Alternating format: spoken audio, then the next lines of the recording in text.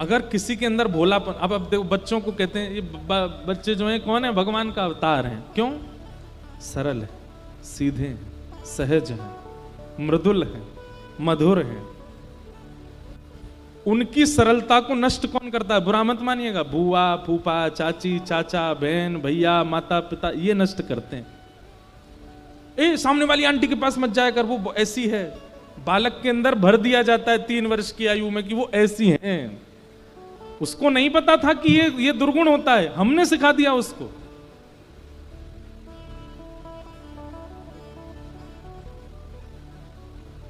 कभी आपने देखा, कभी आप कहीं गाड़ी में जा रहे हो, छोटा बालक आपके, और कोई अगर भिक्षुक आ जाए, कुछ मांगने वाला आ जाए और गेट आपका नॉक करने लगे, कुछ दे दो, आप तो ऐसे मुंह कर लोगे, बच्चे क्या, इनको कुछ दे दो ना, ये मांग रहे हैं, इनको कुछ दे दीजिए, इनको मेरी चीज दे दो, अपनी चीज ही देने लगते। फिर माता, नहीं नहीं ऐसे नहीं देते, गलत होता है, यूं हो जाता है, यूं। अब वो तो सरल था, आपने उसको चतुर बना दिया।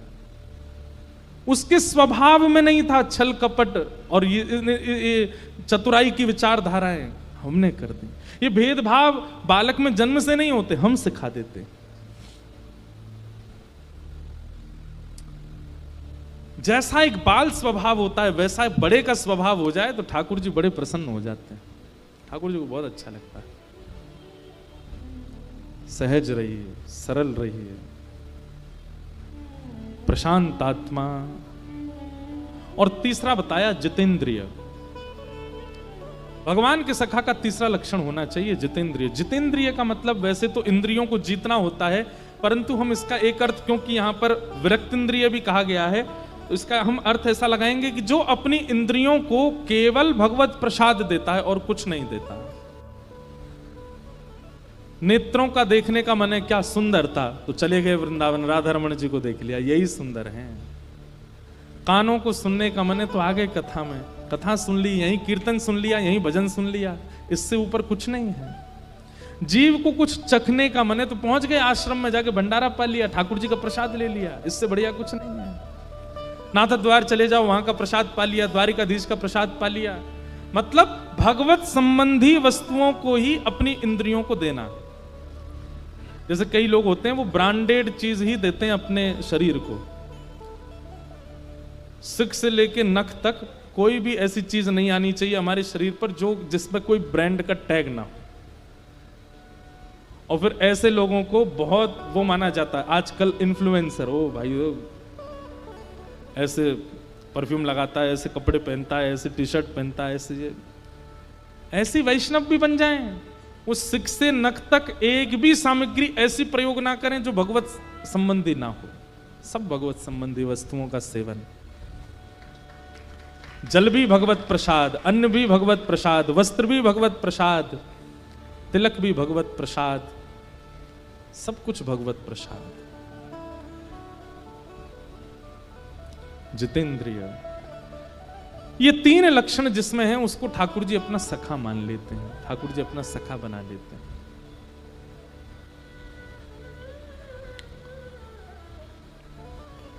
सुदामा जी महाराज अपनी पत्नी के बड़े आग्रह पर द्वारिका गए, कथाएं सबको पता है। द्वारिका जाकर के श्री सुदामा जी महाराज बड़े दीनता में द्वारपालों से कहते हैं कि भैया हम सुदामा हैं, कृष्ण के बचपन के सखा हैं, और हमारा मिलने का बात करने की ऐसी कोई योजना नहीं है, समय हो तो करेंगे, नहीं तो हमको कहीं खिड़की से दर्शन करा दो। कृष्ण मेरे बचपन के सखा हैं, सांदीपनी गुरुकुल में हम दोनों साथ पढ़े। और बंधुओं, सुदामा जी कैसे सखा हैं पता है ठाकुर जी के? ठाकुर जी सो जाते हैं रात में और सुबह उठ करके पढ़ना है, गुरु जी सांदीपनी उपाध्याय जी परीक्षा लेने वाले हैं, सुदामा जी उठाते हैं, लाला उठ जा परीक्षा है आज। ठाकुर जी कहते तू पढ़ ले, मैं बता दियो। सुदामा जी पढ़ते हैं, अध्ययन करते हैं, और सुदामा जी अपनी परीक्षा पर ध्यान नहीं देते हैं, बैठे बैठे लाला की ओर देखते रहते हैं। जैसे ही प्रश्न जो गुरुजी ने लिख करके दिए हैं उन प्रश्नों में कोई कठिन प्रश्न आता है तो ठाकुर जी इशारा कर देते हैं, चौथा बता दे। तो फिर सुदामा जी, अब इससे कोई इन्फ्लुएंस मत हो जाना, ठाकुर जी भी तो चीटिंग करते थे। ये ठाकुर जी को कोई ज्ञान की आवश्यकता, वो ज्ञान के भंडार हैं, वो तो लीला कर रहे हैं सुदामा जी के साथ। सुदामा जी ऐसे सखा हैं ठाकुर जी के, घनिष्ठतम। जितने दिन ठाकुर जी सांदीपनी विद्यालय में रहे, एक भी दिन ठाकुर जी ने अपनी थाली में भोजन नहीं किया। सुदामा जी की में करते हैं, और सुदामा जी से कहते हैं, देख मैं अभी अभी व्रत छोड़ के आया हूं सुदामा।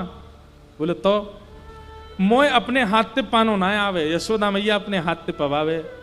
अब यहाँ मैया तो है ना, तू पवा दे। तो सुदामा जी पवाते हैं ठाकुर जी को, सुदामा जी खिलाते। ऐसे सखा हैं सुदामा जी।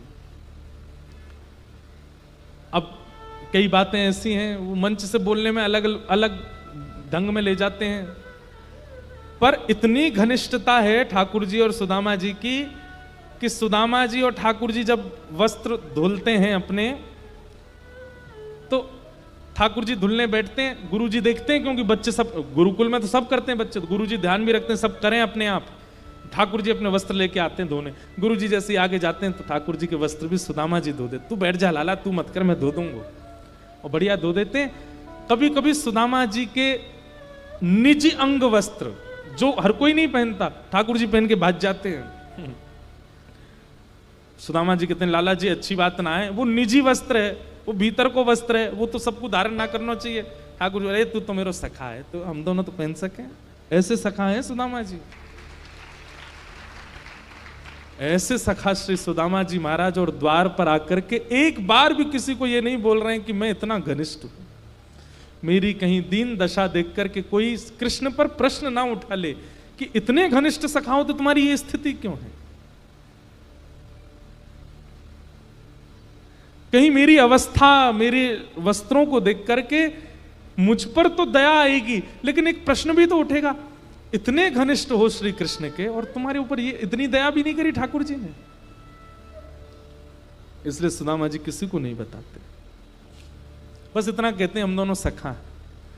आजकल के लोग, पड़ोसी के यहां चाय पी के चला गया प्रधानमंत्री, अपना ढिंडोरा पीटते। हमारे यहीं तो आए थे, यहीं पे ही बैठे थे, हमारे द्वार पे बैठ के गए, मैंने ही मठरी दी थी उनको जबरदस्ती। हम लोग बड़े संबंधों के प्रचार करने में दुगना तिगुना करके बोलते हैं, और एक सुदामा जी हैं जिन्होंने अपनी पत्नी को वर्षों तक नहीं बताया कि श्री कृष्ण मेरे सखा हैं। भैया एक बात कहें,